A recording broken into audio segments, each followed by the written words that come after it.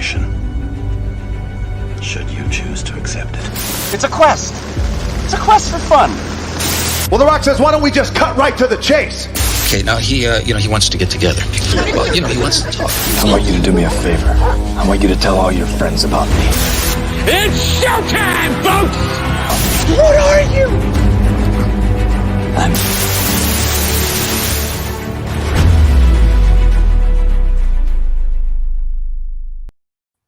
Greetings and salutations. Welcome to And I Quote, the weekly show where we introduce you to content creators of all shapes and sizes that join us from many and all corners of the nerd universe. We take your questions and promote their projects. I am your host, Ryan of Nerd Culture, and our guest this week is comic book writer and artist extraordinaire. Some would say, arguably, he's a legend.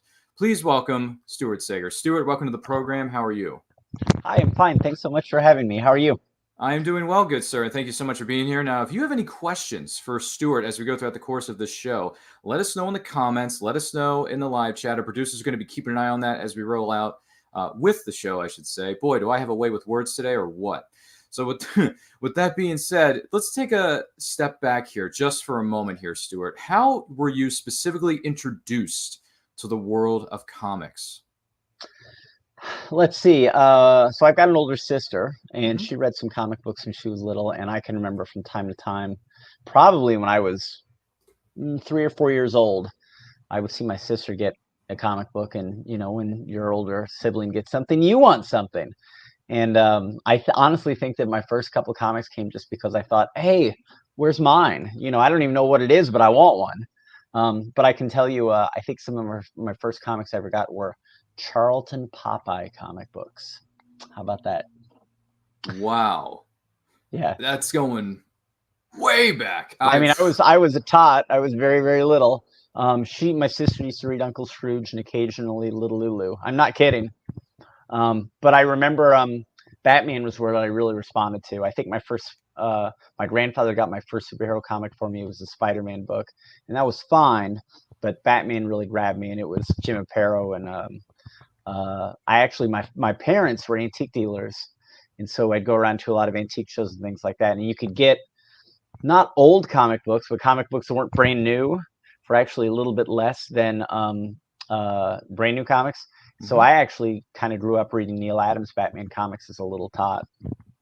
That is amazing. A wonderful piece of history right there. There's no question. That actually segues into my next question. Following that, what would you say were some of your favorite comic book writers or artists growing up?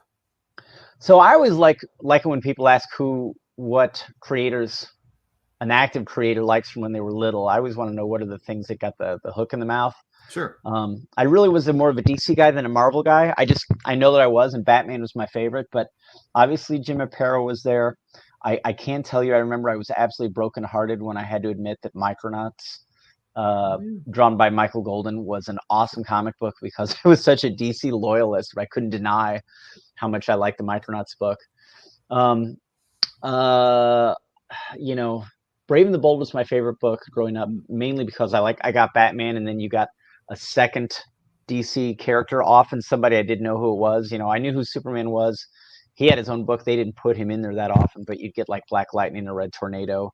You know, each issue of that was sort of a nice standalone story, which when you're little, that helps. But I, you know, as I got older, I found more and more titles, and by the time I was 13, I actually started working for a comic book store in my hometown, and so then you get a lot more comic books in a hurry.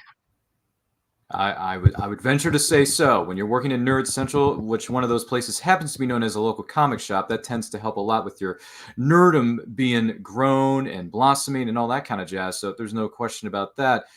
What would you say are some of your favorite comic book based movies or TV series, past or present? So I will tell you what, I think there's this time. First of all, I always wrestle with this question because what are the boundaries of comic book based? Like, to me, the original Star Wars movie is basically a comic book movie. I mean, it's got a lot of the same elements. You know, the heroes are dialed up. No villain is more dialed up than Darth Vader. But to stick to like the core question material that are movies or TVs that are from comics. Well, I grew up a 1966 Batman fan, and I will always love that. Okay, let's start with that. I like, and again, because I'm a Batman person, I like the Batman animated series. But honestly, of all of it, my favorite anything is probably Justice League Unlimited. And I think I like Justice League Unlimited because I think the writing in it was so good. They had a lot of characters to deal with. They got so many of them right. If you've never seen them, I talked to so many people. I'm surprised you haven't seen all those episodes. The long going storyline with Hawk Girl, which you wouldn't expect to be, you know, a great linchpin, was such a great story with a real punch at the end of the season. And to be honest, I'm kind of a fan of some things that aren't exactly comic book movies, but are kind of close. Like I like Tarzan, Legend of Greystoke. Yeah. That came out when I was little, and I saw that with my grandmother. And you know, Tarzan is one of those things that if you're my generation, everybody kind of knew of it, but there weren't active comic books being made of it, and there weren't TV shows, and it was sort of, it's that guy who swings in the trees. But finally, to have his full story presented of this thing that was sort of vaguely in my life was really cool. It's like, oh, this is what, you know, these older people are talking about. Yeah. Excellent stuff, man. I'm sensing a pattern here. You mentioned Batman, you mentioned Justice League Unlimited. I'm sensing a pattern here with the DC universe. Not that there's anything wrong with that. Once again, we're talking with comic writer and artist Stuart Sayger on this episode of And I Quote. If this is your first time joining us, welcome. We're happy that you're here. Make sure you like and share this video with all 200 of your closest friends. They're going to like the way they look after watching or listening to this episode of And I Quote. I guarantee it. If you have any questions for Stuart as we go throughout the course of this show, let us know in the comments. Let us know in the live chat. We want to hear from you, and we look forward to hearing from you as we proceed with this incredible, extraordinary person who's got stories for days already with the DC universe. I'm just saying. Before I go on to something else, I'm going to just real quick sidebar with regards to something known as Justice League Unlimited. Have you read the trade paperback that was released a couple months ago called Justice League Infinity, which picks up after the events of Justice League Unlimited? I've never even heard of this, but now I have to get it. What is it, really? Yes, it's called Justice League Infinity, and it is a continuation of the Justice League Unlimited television series. Okay, then I've got to get that. No, I have no idea, and I'm not joking. Okay, that's okay. You know, I will tell you, it is amazing how easy it is for me to miss some things. I work in this industry. I draw the stuff all day, and very often, if the day is done, I'll want a break. I'll want to do something that's different. You know, even if you know, I haven't drawn Batman in a long time, but if I've been drawing, I don't know, Dejah Thoris or Evil Ernie or something else I've been working on, sometimes I just want, you know, an entirely different flavor when I'm going to read something or watch a movie. But if that's out there, I have to get that. Yeah. So thanks. I will definitely look that up. You're quite welcome. I just bought the trade paperback at my local comic shop a few weeks ago, and I'm very much looking forward to reading it. I haven't read it as of yet, but someone recommended it. I mean, I sort of knew it was already out there, but I didn't really give it too much thought until someone recommended it to me, and I thought, I'm going to have to check this out because I am a big fan of the Justice League / Justice League Unlimited animated series. Now, granted, I didn't watch it until years later on streaming services, but when I finally caught up on it, I thought, wow, this series is darn good because there's so many different characters that I never heard of or I'm not familiar with it. I got a little bit of a piece. I was learning as I was going along within the series itself, and I have Justice League Unlimited on Blu-ray. I'm not ashamed to say it. What's up, DC fans? Just saying. Not that we're trying to show any bias here, because there is no bias. There is room for every fandom and every universe that we're in. I mean, we're in Earth 1, just so we're clear. But either way, it's good stuff, so feel free to check that out. So my next one for you is, when did you specifically decide to become a comic writer and artist yourself? I think the big thing, if I had to say this is a line in the sand, it's probably just about the time I graduated college. You know, it's easy to go to school and say, well, all I have to do is get my good grades and go through next year. But at some point, you run out of years. And I remember thinking, what do I want to do when I'm done? I studied journalism. I went to Indiana University, and I had this background working in the comic shop. My parents, as I said, were antique dealers. They liked art. I drew for my college newspaper, you know, not daily, but almost. And then when it came time to graduate, and I said, well, what do I want to do next? You know, I kind of had this attitude of, well, you're going to have to get a job. That's not going to be a lot of fun. But before you have to do that, this is kind of my last chance to do anything crazy, right? And I said, well, why don't you try making a comic book? You know, I had the background from the comic shop. I had a background in writing thanks to journalism. I'd been drawing for my paper. I kind of felt like, I don't think there's anything I can't do here. The truth is, before I've self-published a comic book, I was thinking about trying to break into the industry, and I made some sample pages. I did a lot of things wrong. Okay, so like I made Batman sample pages, that was fine, but I kept making sample pages of things that I thought was interesting. Like most people would make Spider-Man, Captain America, X-Men, and I made like Witching Hour. DC hadn't had a horror title of the Witching Hour for decades. I made The Shadow. I kept wanting to draw these characters that were kind of dark, right? And I also kind of felt like this was at a time when everybody was doing this sort of Jim Lee X-Men kind of stuff, and I didn't draw like that. So if you can see my art back here, it's a little bit darker, a little bit more gritty. I wanted to make something that the subject matter fit my visual style anyway. But I went to the Chicago Comic-Con. I don't know when this was, around 2000 or so. And I had these sample packets, and I would get nice reviews, but nobody hired me. And I remember even Bob Schreck, who was had recently been hired at DC, he was editing Green Lantern and soon got Batman. He liked my stuff, but he also just said, let me see what you do next, which is what a lot of editors do. They want to see if you can turn out pages quickly and regularly. And so I thought, I've made enough sample pages. I mean, I've kind of felt like if I'm going to put all this work into making these samples, why don't I just make something that I own that I can publish? And that's when I had that idea to make a creator-owned comic book called Shiver in the Dark, which actually just had its 20th anniversary. I'll show you. I did a Kickstarter for it. This is the 20th anniversary Kickstarter edition that came out earlier this year. Oh, brilliant.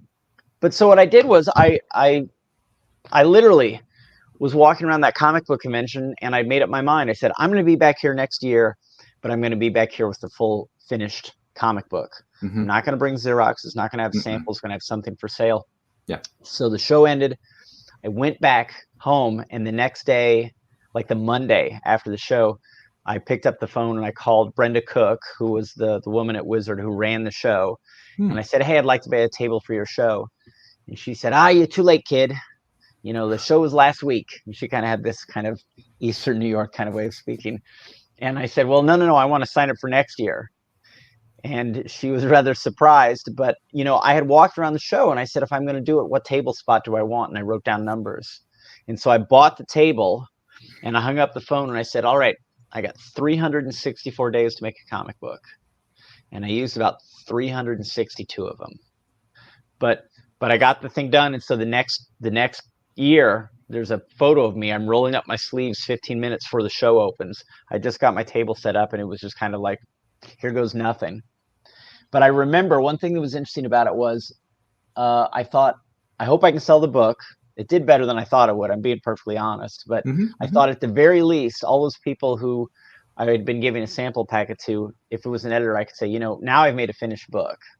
I kind of felt like I was really putting my money where my mouth is. And interestingly enough, I happened to run into Bob Schreck again. And I said, hey, you told me last year, show you what I'm doing next. And here it is. And he took it home and he called me from the DC offices a couple of months later. And he was very cool. He went through it page by page, panel by panel, talking about what he liked and what he didn't. And then, and I stayed in touch with him. And a couple of years later, when he was at IDW, he just called me up. He was an editor there. And he said, I got a couple new projects. I think your stuff's great. It's really evolved. You can pick. What do you want? And he just read them off to me. And so I did a Dracula series for him. But that was it. I mean, those seeds get planted. And it's like people talk about, like, how do you break into this industry? It's this old joke. I don't know if there's really this breaking in, but when it happens, you usually feel like you're about ready for it. And you look back and you say, well, I did lay the groundwork to make it happen.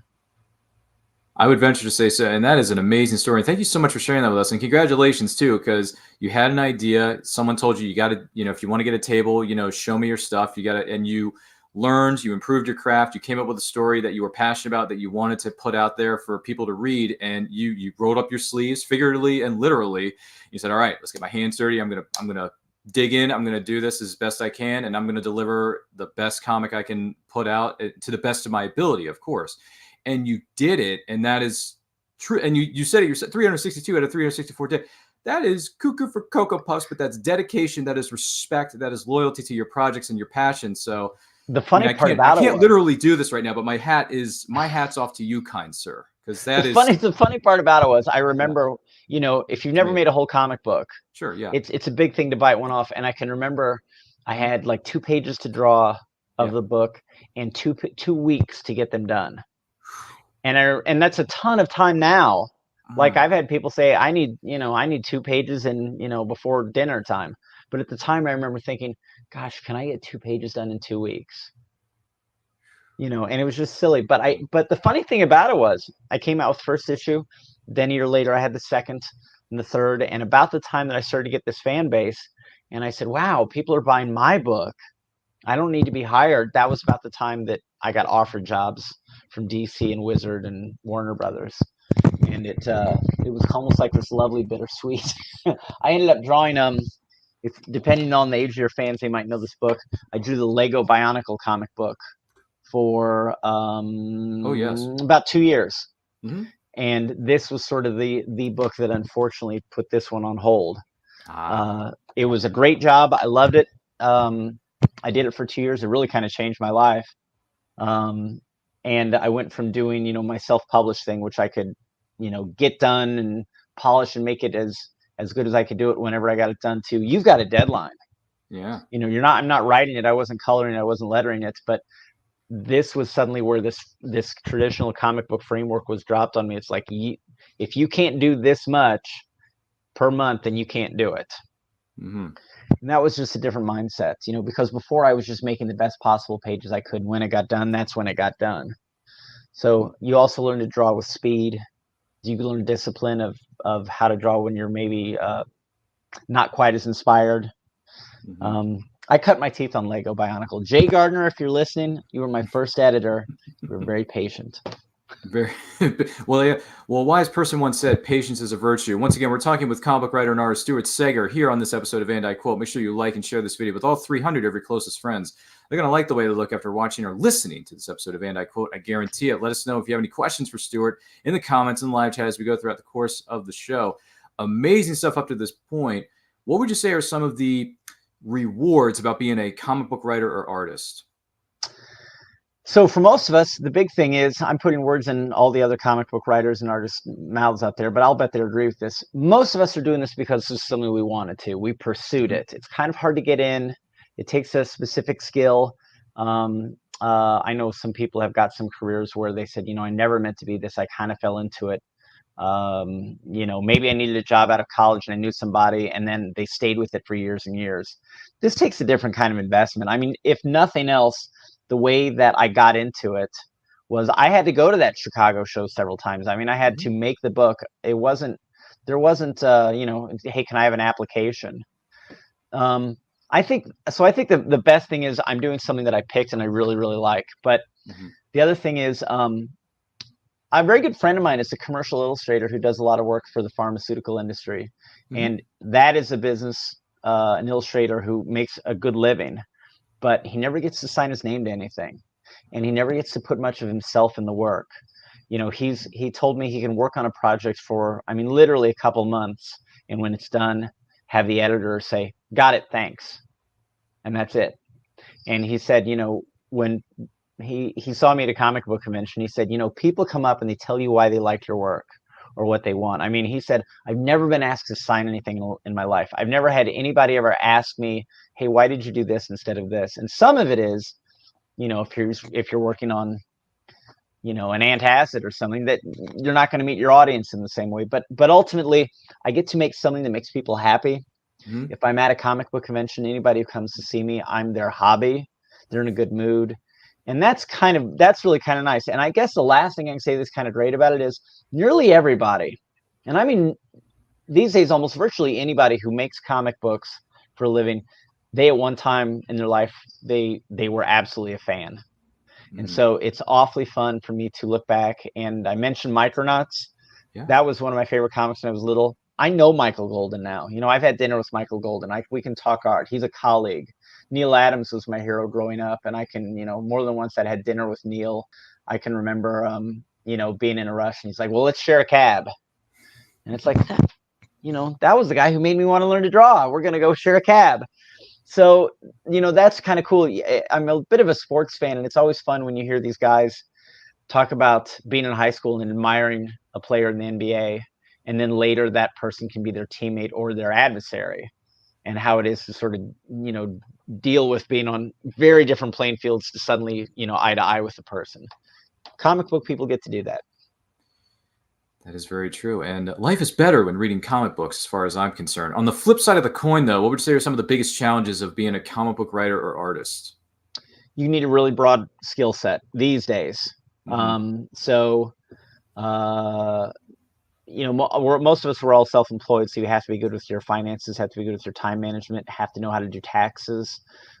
Technology is a thing that we have to keep up with. You know, a lot of times now, if you draw comic books and you don't know how to use a computer, I mean, I don't care if you can draw like Rembrandt. I don't think you can work in the industry. There's a cartoonist named Doug Snade who's really skilled and does a lot of illustrations with this Adaline dyes, and he was looking at a Catwoman piece I made where I had colored it in Photoshop, and he was asking me how I did some of my lighting effects on the flesh, and I told him, and he said, oh, he was 83, and he asked me, and he said, Photoshop, is that a computer program? And I said, yeah. And he said, so I'm gonna have to get a computer. And I thought, Doug, you know, you're 83, you've got a great thing going on, this is not for you. You know what I mean? But there was a time when I can remember a lot of people were getting into the industry and Photoshop was kind of new, and there were those who knew how to use it and those who didn't, and those who knew how to engage in social media and those who didn't. And this hobby or this industry really has embraced the idea that this is a hobby. I mean, this live feed we're doing right now is an integral part of the hobby, right? If I can't get on StreamYard, then we can't do this. I would say that's probably the hardest part, is that you have to be a taxman, a technician, an artist, you know, a little bit of a salesman, you know, get out there and meet the fans and be approachable. That's a big deal. Absolutely. Absolutely. I would totally agree with that. Well said, kind sir. Now, a few things I would like to share with you, and for those who may be listening to this, I'll describe it to you as we're bringing it up.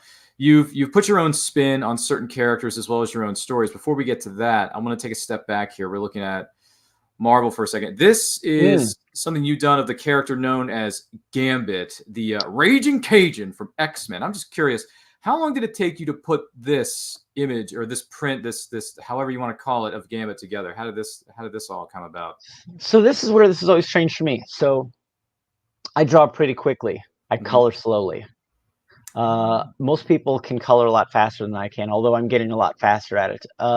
Amazingly, this piece was a commission for a fan at a Pittsburgh Comic-Con. It was and as I'd mentioned, I'm a bit of a Neil Adams fan, and if you know his artwork and you see that hand, you know what I'm talking about. That wasn't terribly tough. The coloring always takes me a little bit longer, but I'll bet I drew that whole thing in black and white form in about an hour and a half. And then I think it probably took me about 4 hours to color, and it probably shouldn't have taken me that long now that I'm looking at it. But I did it a while back, and I know that some of the lighting effects there were kind of new to me, and I was experimenting with some different features in Photoshop and stuff that I wasn't familiar with. It came out well, and this is the one thing I will tell everybody: most editors, you know, they don't know how long you really have to spend on something, and they don't care. Can you get it done on time? That's what matters. Does it look good? If you have those two things meet, the rest is gravy. But I'm actually these days particularly drawing in black and white very fast. And one of the things that actually helps or hurts depending on who you are, I often don't make things in strict line art, so I'll have I'll layer my whites and blacks on top of each other in opaque media. So I'll use ink and maybe an acrylic white and some more black ink on top of it, and you get some greater depth and atmosphere that way. But it can make it a little bit difficult for digital colors, because, like, particularly on the Batman piece behind me, his head, there aren't really hard black outlines on that. You're not going to be able to come in and just magically select issues or areas. It's a little slower to color when you draw it that way, but I would argue the proof's in the pudding. What does the final piece look like? Yeah, and this looks electrifying, I might add. I like it. I've seen Gambit before, but Gambit has never. I mean, he looks darn good in this image here for sure. And another character I'd like to draw your attention to, because this character blew up the internet several months back with his original series on Disney Plus. # not a sponsor. Moon Knight. There he is, Moon Knight. What was it like putting this piece together for Moon Knight? Amazingly, this was another commission. However, the original piece for this didn't have sort of his bottom leg in the building for it. So it's kind of weird. I had the commission I did for somebody. I got a scan of it, and I thought, I'd like to round that image out, because I think it was drawn on 11 by 14 paper, and this one was 11 by 17. So I had to add some of the building and such. Moon Knight is a funny character because I'm a Batman guy, and Marvel has Moon Knight, and he's very similar. And I always kind of remind myself, it's like when I draw something, I try not to dwell too much on what something quote unquote looks like in a physical sense. I try to draw what it feels like emotionally. Moon Knight should look like he's kind of mysterious, that he's outside, that it is nighttime, that it is dark, and he wears a hood obscuring his entire face. And so there's the thing I always wrestle with is how much do you show and how much do you sort of obscure and make the viewer have to sort of fill in. This one was also colored on Photoshop, and the big thing that I can say about this, it's really special, is you see on the very left side of the page there's a big bolt of lightning that comes down. Oh yes, that is the light source. That is the light that dictates everything. And frankly, if Moon Knight were crouched on a building like that and there's lightning behind him, he would just be a black silhouette. Now, we don't want a black silhouette. We want to be able to see the character. So the difficult thing about this is how to show all the detail in the figure and also make that light look convincing, look believable. I always tell everybody, really good art doesn't need to be realistic. It needs to be convincing. It's trying to say and do something. You need to bring the reader along with you. And so I think that finding the parts that are still highlights on that and letting that lightning be light, that was the challenge on that.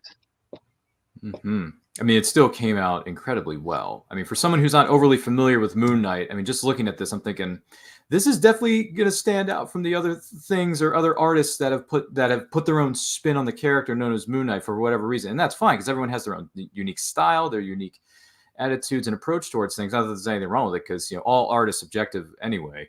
But we mentioned Marvel. Oh, I'm sorry. Go ahead. I want to tell you a funny Moon Knight story related to this. You'll like this.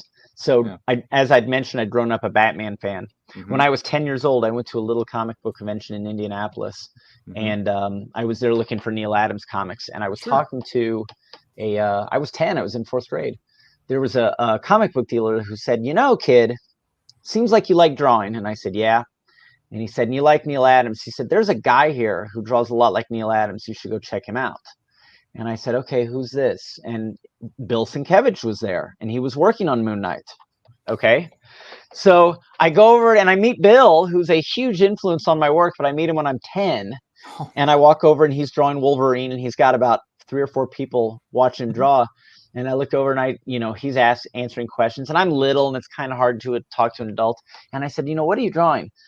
And he shows and he says, he kind of tips to me, he said, I'm drawing Wolverine. And I thought, that's some Marvel thing. I don't care about that. And I just, I left. I was a kid. I was after Batman. That was my chance. That was my chance to interact with this guy who, would be one of my heroes. And I just was like, I don't even know what he's doing. The Wolverine. I'm not really drinking the Marvel Kool-Aid today. I'm more of a DC fan. Sorry, we're moving on. Now, I remember the funny thing was I didn't really know who the X-Men were. I didn't. Well, it's 10. I'm 10. You don't know all these things, but I got a John Byrne X-Men not too far after that, and I remember actually my mom picked it up for me. She thought the art was good. You're really lucky when you have parents who'll get you comics and they'll look at the art and try to judge. I think this is what you like, and she was right, and it was well drawn. And then I was kind of again horrified because there was more evidence that Marvel was making awesome comics, and I had to. Get over myself and say, give these guys a chance. And so X-Men and Micronauts were the gateway to being a Marvel fan. Bill Sienkiewicz should have been you, and it wasn't. I guess so, but my goodness, wow, the things we learn, whether as a child or whether we growing up as an adult, and we look back on it and think, man, what a mistake, or maybe a positive choice that was. I'm not sure. It depends on the person, depends on the situation, because regardless. But you mentioned Marvel, you mentioned DC, you mentioned some of the other properties, but something that you specifically came up with yourself, Shiver in the Dark. Yeah. What exactly is Shiver in the Dark, and how did this all come about for you? So this is, as I mentioned, this is my self-published comic book, and this comes really right after the heels of me sort of making some sample pages and trying to get hired by Marvel and DC. And I can tell you, if you're a young artist and you're trying to break into this industry, particularly if you're making samples, so these days there are a lot more independent books. When I was growing up, there just weren't that many. You know, if you had your Marvel and DCs, and there might be, you know, something that was a fringe, you might have seen a Vampirella or a Heavy Metal here or there, but there really seemed to be like these really well-established characters, and then nothing else. There's like the fan and these big companies. But so when I had the idea to make my self-published comic book, this was sort of a really, really big jump in my growth. In that, prior to making this, if you're making sample pages, typically you pick the character you want to draw, and then, at least I did this, you have a mental Rolodex of what it would look like. Like if I said I was going to do Batman, I probably was kind of channeling Neil Adams, because that's what Batman looked like to me. That was my mental image for it. If I were going to do, you know, X-Men, I probably would have done something that was like John Byrne related. So when I decided I wanted to do my own thing, I sort of was hatching the story, and I knew I wanted to do something horror related. I already told you I did Witching Hour sample pages, but I was also kind of want to do like a romance comic. And that might sound kind of odd, but you know, my sister owns a vintage clothing store in Louisville, Kentucky, and I actually kind of thought, what would be like two fun tastes that I could mash together. Like I thought I could have really good characterization if it was about like someone who was of a dating age, but it had this really strong horror background. And so there really was this idea, at least I felt this way. I don't know if it was this way, but I felt like I was making something that didn't exist. So whatever it was something I was creating. I wasn't marching in someone else's shoes, measuring myself against something else. It was just internally what felt good and what felt right. And I had the idea for the story, and then it came time to draw it. And I can remember, this sounds silly, but I sat at the table and I was about to start drawing, and I thought, well, wait a minute, I don't even know what any of this looks like yet. Like, I didn't have model sheets, and then even if I did, I didn't have a plan for what was the specific look of the book. And I thought, well, you know, I can look at what romance comics typically look like, or I can look what horror comics typically look like, and they don't overlap. And so then I felt like whatever this thing looks like, that's got to be something you make new. And so I had this moment of clarity, and this is where I say this really was a moment of growth for me, was I said, don't box yourself in. The story is the thing. Whatever's happening in it, what's the best way to illustrate it? That's the technique you should use. So this also happens at a time where I'm really feeling like I want to try new things. So I made the rule for myself that whatever is happening in the story, that panel, that moment, pick the art style that reflects it. So I can watercolor, I can use pen and ink, I could use a photo montage if I want. None of it is off limits. And I thought that if the writing of the moment and the visual of the moment fit together, nobody's going to mind that the art style jumps around. In fact, it'll sort of lead them through each beat a little bit better. But when you do that, you start, you know, asking yourself, what do you want this thing to look like all of a sudden? And so there was a part of this book where I literally took like a generic Barbie type doll that I got at a thrift store, and I made a dress for it out of toilet paper. As you can see, she's wearing like almost like these tattered robes on her. And so then I positioned a lamp and held up the doll just right and got some dramatic lighting, took a photo of it, and photoshopped the neck so it was more like human proportions. And then that became a panel. I had a panel where this girl has a flashback to when she's in high school. And I thought, well, how do you draw high school? And so I said, oh, I know, it'll look kind of like an Archie comic. So it was like Dan DeCarlo line art, but I put like deep shadows on it and film grain to make it look like horror and scratchy. And, you know, once people got used to me jumping around, they were like, okay, I'm on, I get it. You know, there are lots of visual cues that I can give somebody and then let the story sort of just go on top of that. And so truly, I can tell you the 2 or 3 years I made sample pages before Shiver in the Dark, I learned more making the first issue of this than I did probably the 2 or 3 years prior. And some of it was just unlocking the brain. That was all it was. Wow. That That is something else for sure. So you mentioned it's a bit of horror, maybe a mix of romance. So if you're going to give a real quick elevator pitch for Shiver in the Dark, what would it be? It's kind of like this. This is my reaction to all the horror movies out there of Sweet Innocent Victim and Forces of Evil. And I wanted to write a story about the main character who isn't necessarily the chosen one, isn't inherently good. I thought, what happens if you have sort of forces of evil, and instead of having a scared victim, you have the quote unquote victim is somebody who is kind of rotten themselves. They are better prepared to deal with awful or evil people. They even have some of this in them themselves. Do they become a victim, or might they make a better recruit? You know, if you can't beat them, make them join, which is different than join them. That's sort of the crux of the story. I wanted the lead character of this comic book comes from a fairly wealthy, comfortable family, and she's good looking and she's kind of spoiled, and has managed to use some advantages she has in life in a very sort of selfish fashion. That doesn't make you a good person. It often doesn't make your life very rewarding. But I thought this is the kind of person who doesn't normally get their story told. So I wanted to sort of put all these pieces in a blender and shake it. And so that's what this comic book is. Well, call me intrigued. Stuart Sayger, who we are speaking with here on this episode of And I Quote. Make sure you like and share this video with all 500 of your closest friends. They're going to like the way they look after watching or listening to this episode of And I Quote with Stuart Sayger as our guest. I guarantee it. Make sure if you have any questions, let us know in the comments. Let us know in the chat. We would love to hear from you as we go throughout the course of the program. With that being said, you mentioned this earlier, but any other special memories for you from being at conventions, whether you are there as a vendor or there as an attendee, Stuart?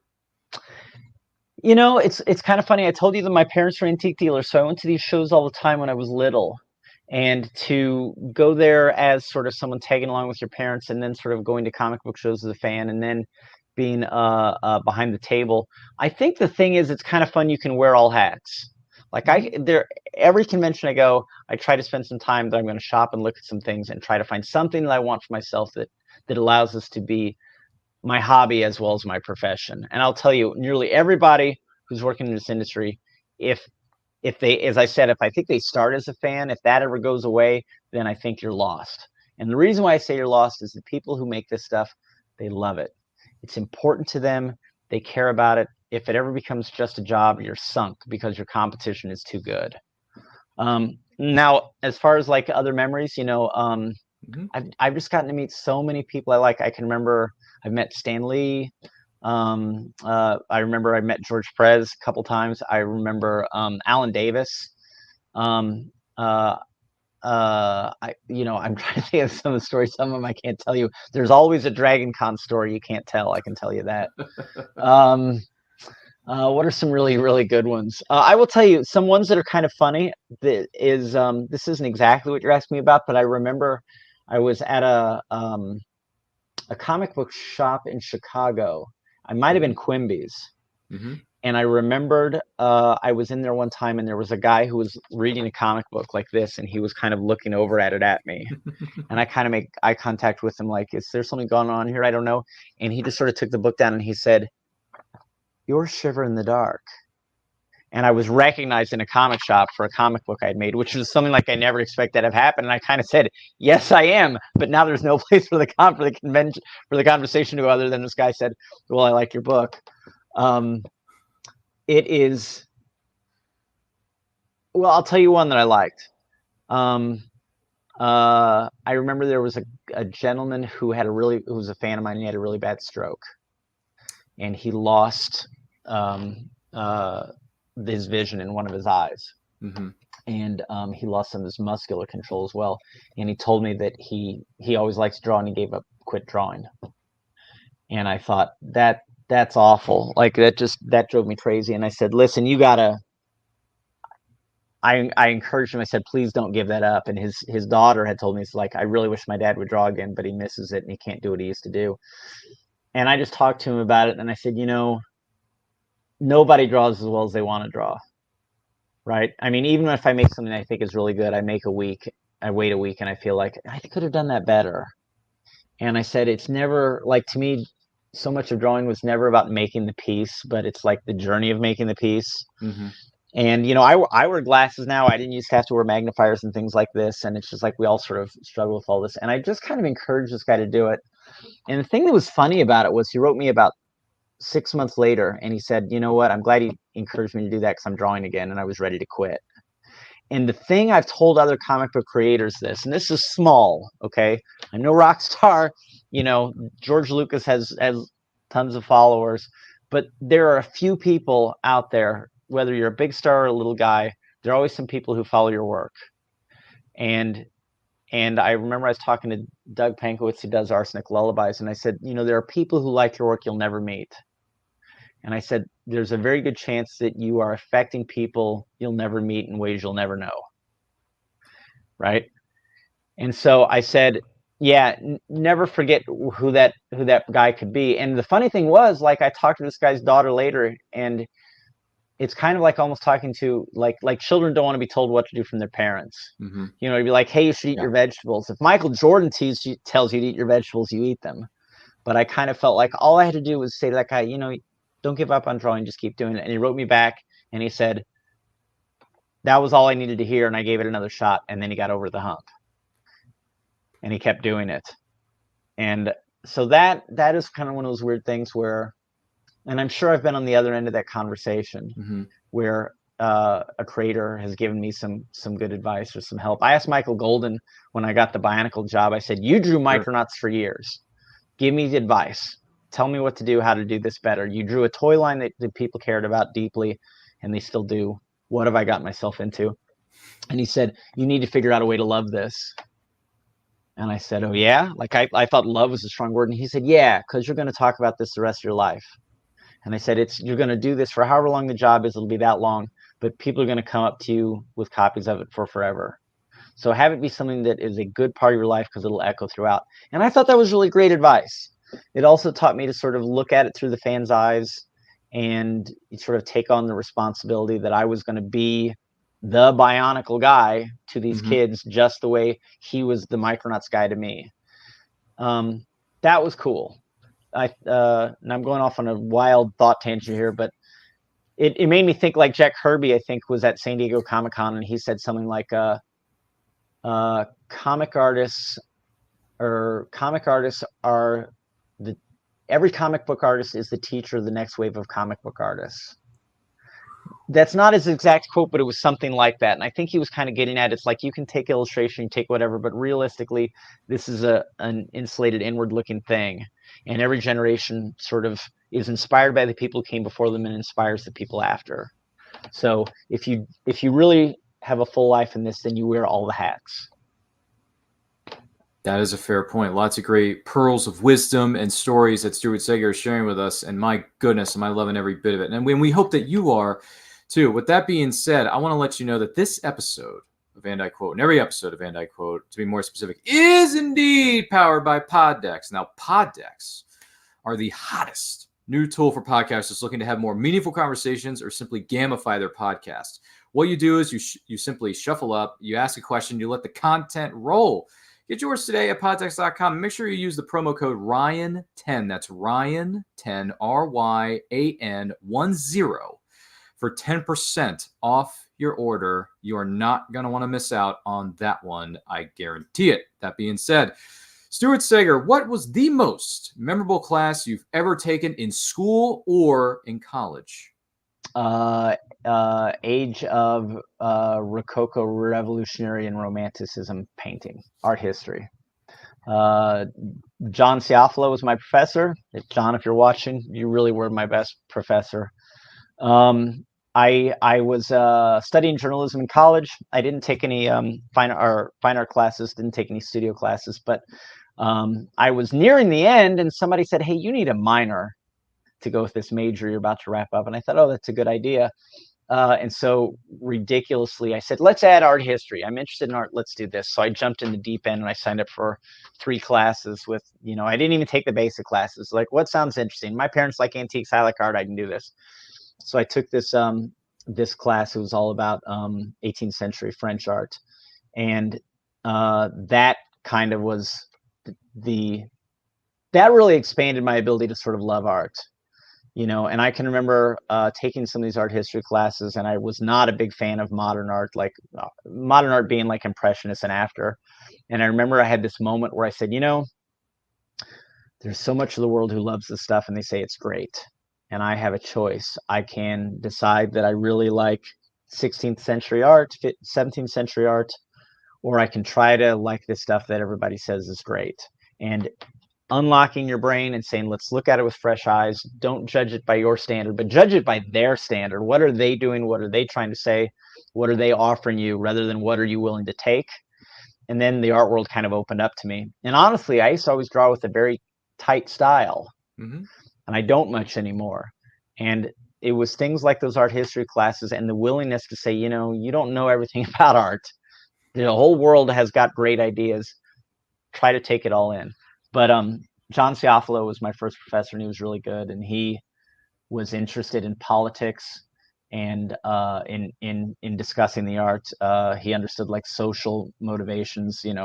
Why did this person paint this way? Well, they were trying to pick up girls, which is a reasonable thing to put in there, right? When you consider all these things, you become a better professor. And I remember I had this bad habit.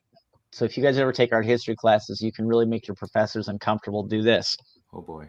I would go to see all of them in their office hours, and I always ask them the same question. And I said, so you're teaching art history. I said, do you draw or paint at all? And they'd all get uncomfortable. And he was the one who got a little bit uncomfortable. He said, yes. He said, I'm not terribly good at it, but yeah, I like drawing and I like painting. He was the only one who said that. But the fact that he put paint on canvas, the fact that he drew, he had a additional understanding of the work that all the other people didn't have. And I thought that helped him have a greater holistic way of talking about the stuff. And I could kind of tell, I was like, your sensitivities are such that I could tell you're not just looking at art, making it as a different beast. But he asked me, he said, what makes you ask me that? And I said, because I don't think I would study music theory from someone who can't play an instrument. And I said, if I'm going to learn art history, I'd like to know that somebody really has a really full rounded view of the whole thing. Like I said, ask your professors that. They will not like that question. Boy, it's like that jingle we remember when we were younger. The more you know. So with that being said, if you had to lose one of your 5 senses, which one would you give up? Oh, gosh. Let's see. It can't be touch, can't be sight. So here's the thing. It can't be smell. And the reason it can't be smell is like your sense of smell is really tied to your emotional reactions. And I don't know why I happen to know about this parts of your brain. Like people lose their sense of smell. They often are very, very lonely. They feel as though they can't make personal connections. So I can't lose that. Right. So what do I have? So I might choose my hearing. I can't believe I'm saying that. Okay. That's completely fair. That's hard. It's okay. But, hey, that's what our good friends at Poddex are here for, to keep you on your toes and give you some challenging questions. Because it was so smell and taste are the same thing to me. I think they're just too closely tied. I know they're technically not, but as this goes, I'd say they'd have to. Okay. You're going with hearing on this one. If you had to lose one of the 5 senses, you're choosing hearing in this case, and that's fine. There's no right or wrong answers to any of these questions, which are indeed powered by our good friends at Poddex. What's the first impression you want to give people? Listen, I got to tell you, that changes by the person. It's a case-by-case basis. Yeah, that really is. That's a loaded question. I come back with a loaded answer, but I would. I'm the kind of person who's much more likely to prepare for each moment. So what's the I don't know. I'd like for them to think I'm sincere. There you go. That's fair. That's completely fair. It's a good quality to have, is being sincere with yourself and with others. So there's nothing wrong with that. With that being said, what are you superstitious about, if anything? I don't have much of that. I do believe in luck. Like, not like, I can have good luck or bad luck. I mean, sometimes like you flip a coin, you can't control that. There are certain things that are beyond your control. I don't believe in fate, that sort of thing. I do believe in, preparing yourself, and then you put yourself in a better position to win. You're more likely to win. But I don't have too many superstitions. That's okay. I don't know. I'm trying to think. What are some of the ones I'd interacted with? I never had too much of that. That's okay. No, that one rolls off me. But I can tell you, I worked for a comic shop. The owner there would not order 13 copies of anything. Yeah. That was weird. because of the number, yeah. Yeah, just would not do it. And I just thought, like, you can order 13. And I thought, well, wait a minute. What if they make an A and B cover and you order, 6 and 7? Yeah. That's do true. that. When you think about the numbers like that, especially if there are variant covers with certain storylines or certain creative teams that are putting out comics these days, trust me, there's a lot of variant covers in this market of comic books. Just to be more specific, but other than that, I should say, boy, my words. Which activities make you lose track of time? Oh, I really miss playing Ultimate Frisbee. I would have. Oh my gosh. Yeah, I mean, I played up until, I retired late. But at some point, I kept wondering, is like, these are the money makers and that hard plastic shell's coming in faster and faster. What activities make me lose time? That, drawing is one of the very best for that. And I know that's a simple answer given to what we're talking about here. But speaking of Bill Sienkiewicz, he saw a picture I did one time. Sure. That I did at San Diego, and he just came up to me and he said, "Hey, that thing you were doing there, do that." And I said, "I know which piece you're talking about." And we got talking, and I said, "So that was a piece I drew like the third day of the show. I had been drawing for a couple hours already. I was warmed up. I was lathered up. I didn't have to do a lot of underdrawing." And I was telling him just how I was in the zone. And he was nodding his head. And I said, that drawing came out so well, and it had no effort to it at all. It was just like I knew exactly what it needed to look like, and it just jumped out of me. When that happens, and it's really hard to hold on to that moment, but time is gone. You're really connecting on such a deep level and an intuitive level that everything else is gone. And I only bring that up because I remember doing that specific drawing, and I thought it was interesting that he keyed on it, because to me, I thought it was a good drawing. It looked fine, but it was effortless. And that was the thing that I thought maybe I would be the only one who would catch. I don't know if he caught that or not, but he saw something in it and made a point of mentioning that drawing to me. And when I was telling him how effortlessly it came out, he kind of rolled his eyes like, "Oh yeah, that's the dream. Yeah, when it happens, it happens." Well, there you go. I guess you got your second chance to meet up with Bill Sienkiewicz after 10-year-old Stuart didn't know the difference. Just blew him right off. Just blew him right. You're like, if it's not DC, I'm not going to drink the Kool-Aid. I'm sorry, it's not happening today. It was a weird moment though too, okay. And I don't know why I was that way. All I can think of was like, I was dropped off. I went with my best friend, and maybe it was like, meet us outside in an hour. That's all you've got. And I thought, if I don't shop, I don't get anything. But I don't remember much more than The funny thing about it is, the program cover for that book was the Bill Sienkiewicz Moon Knight drawing. I've got the drawing. Do you? Yeah, I've got the original drawing. Years later, the comic shop that I ended up working for, they put on that convention, and it was hanging on the wall. And I asked the owner about it, and I said, "Man, I love that drawing if you ever sell it." And I had been a good employee, and he said, "You can have that." Ooh. Yeah. Boy, So what good. Nice. Everything kind of came full circle at that point. Excellent. Yeah, it really did. So I still laugh myself for just like there the guy was in front of me, and just walked right by him. And you get a chance to meet him years later. Then you get the print, and then all of a sudden everything just comes full circle. In this case, wonderful stuff. I got to tell you, great stuff. And we want to take this opportunity specifically to say thank you to Stuart Sayger for being our guest on this particular episode of And I Quote. Make sure you like and share this with all 700 of your closest friends, because they're going to like the way they look after watching or listening to this episode of And I Quote featuring Stuart Sayger. I guarantee it. If you didn't get a chance to ask him during the live portion, if you're watching this on the replay, let us know your thoughts about this podcast. Give us a review in the comments. Let us know what kind of guests you want to see in the future on this show known as And I Quote. Let us know if you have questions for Stuart Sayger. We will put them out. We'll make sure that he receives them so he can answer them to the best of his ability. Other than that, Stuart Sayger, thank you so much for being here. Where can the person watching or listening to this find you on social media? So there's a plug up above my head here. You can see that. There's my website. But in addition to that, if you just type in my name, you can find me on Facebook or Instagram. I think Whatnot or something like that will be coming up soon. I will tell you this, since we're here for a little plug. In about 2 weeks or so, near the end of the month, I'm going to be on Facebook and for a live show. Dynamite has a new Dejah Thoris series coming out.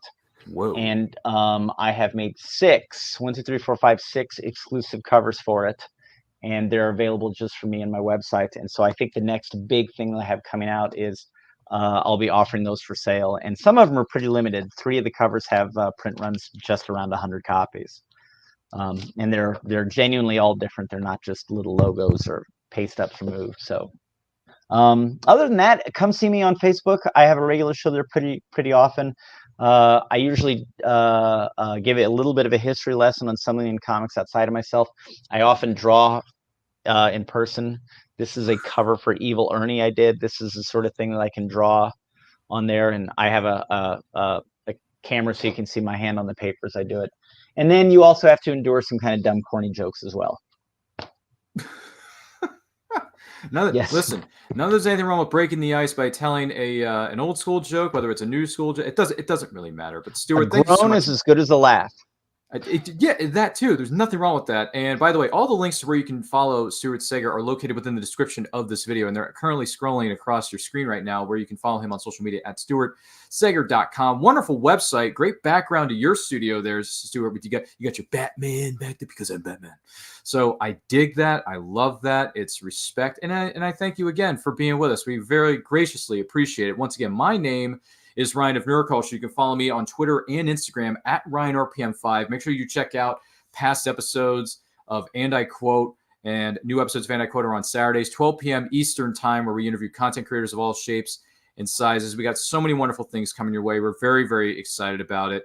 We got people from all walks of life. For instance, next week, we're going to have Tia J is a comedian, and she's going to be on the show with us on Saturday, August the 20th at 12 p.m. Eastern time. That is very exciting. And then the week after that, you get fantasy writer Brian D. Anderson is going to be with us on Saturday. That's August the 27th, 12 p.m. Eastern time. Very much looking forward to speaking with each and every one of our guests. Also, check out our good friends over there at theradbear.com. You're looking for some killer-looking nerd swag from Power Rangers, the Never-Ending Story, anime properties, maybe some DC Marvel properties, what have you.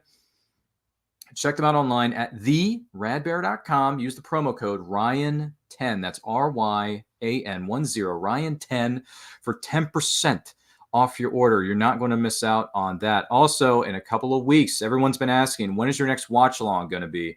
I'm going to tell you, it's going to be on Wednesday night, September the 7th. We are going to be celebrating the 15th anniversary of the remake of 3:10 to Yuma, directed by the incredible James Mangold and starring Russell Crowe, Christian Bale, and a host of other great actors and actresses. That's going to be on Wednesday night, September the 7th, 2022, 8 p.m. Eastern time on Facebook and YouTube at It's Neuroculture. Make sure you like, comment, share, subscribe, smash that notification bell so you get notified of when our new videos go up. Also, great event coming up in the month of January. This is called the Multiverse Fundraiser, and we're calling it the Ritter Rally. All the proceeds that we that we raise are going to be donated to John Ritter's the foundation and his family and everything he supported over the course of his incredible life and career. The late, great John Ritter. We're calling it the Ritter Rally in celebration of his memory. January 20th through 22nd, 2023. Go to www.themultiversefundraiser.com. We're going to have celebrity guests. We're going to have panels. And we're going to have giveaways and all kinds of great stuff. And this is the beauty part. This is going to be an online convention. This is a virtual convention that you can join us for free from the comfort of your very own home, January 20th through the 22nd, 2023, the Multiverse Fundraiser, the Ritter Rally. So make sure you check that out. You're not going to miss out on that great event. Great people are putting it together, and we're excited to be a part of it. Absolutely, 100%. So with that being said, thank you so much for tuning into this episode of And I Quote. And remember, life is better when reading. Take a look. Famous Faces and Funnies in Melbourne, Florida is leading the way in pop culture fun. From comic books and graphic novels to Funko Pops and collector's items, Famous Faces and Funnies has it all. Rick Shea and the professional team at Famous Faces and Funnies are friendly and knowledgeable. Whether you're looking for toys, props, collector treasures, or a new comic book, Famous Faces and Funnies is your one-stop shop. To find Famous Faces and Funnies on Facebook and Twitter, just type at FFF Comics.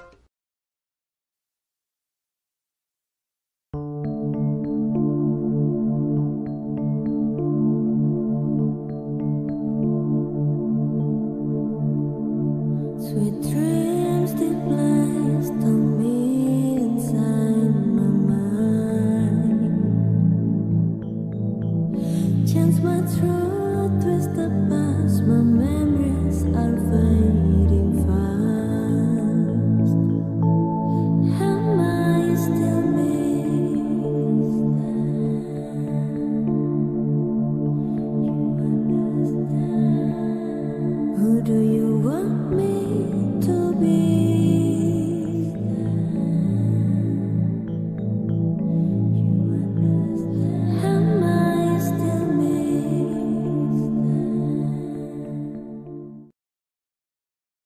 Join author Gary Zeiger for an animatic short film based on his breakaway Stingray novel series. Watch this animatic short based on the novel Stingray, You Can't Hide Forever at stingrayseries.com. In Stingray, You Can't Hide Forever, Captain Epsilon is putting the band back together to rescue his protege's little sister from the evil conglomerate, while keeping his state-of-the-art warship, Stingray, out of their hands. Watch as the adventure unfolds in the groundbreaking animatic short at stingrayseries.com. Then, join the crew of Stingray with the next novel in the series, Stingray Prophecy, where Captain Epsilon and Dr. Zubre are pivotal players in an ancient prophecy. Can they reunite the people of two worlds before they destroy each other?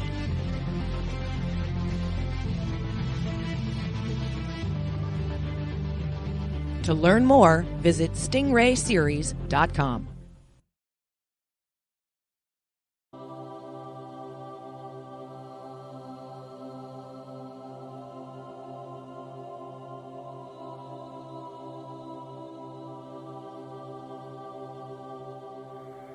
The original intention of the film was just for my personal use, but I thought, with it being such a unique thing, that I'd like to offer it to anybody who wants to see it.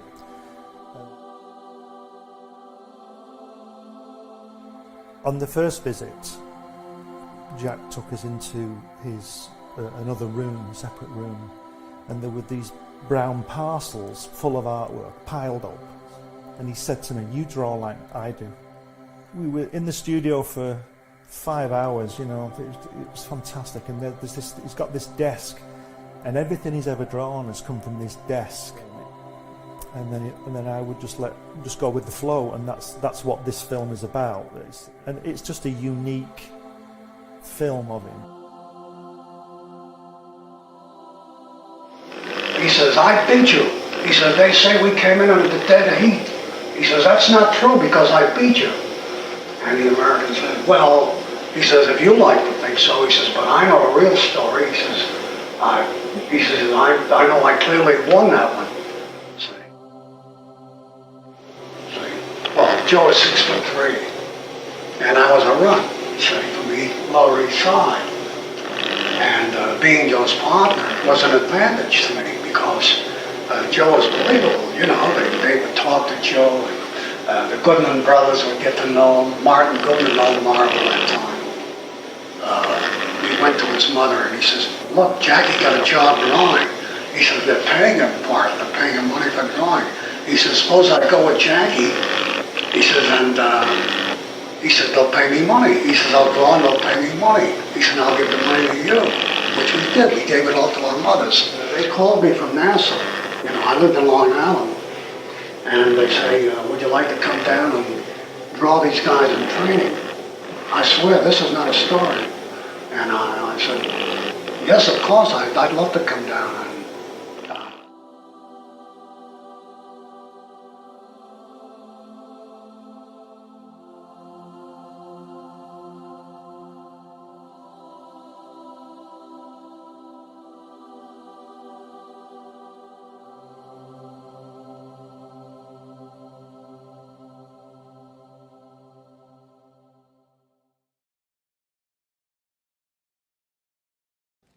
Good morning!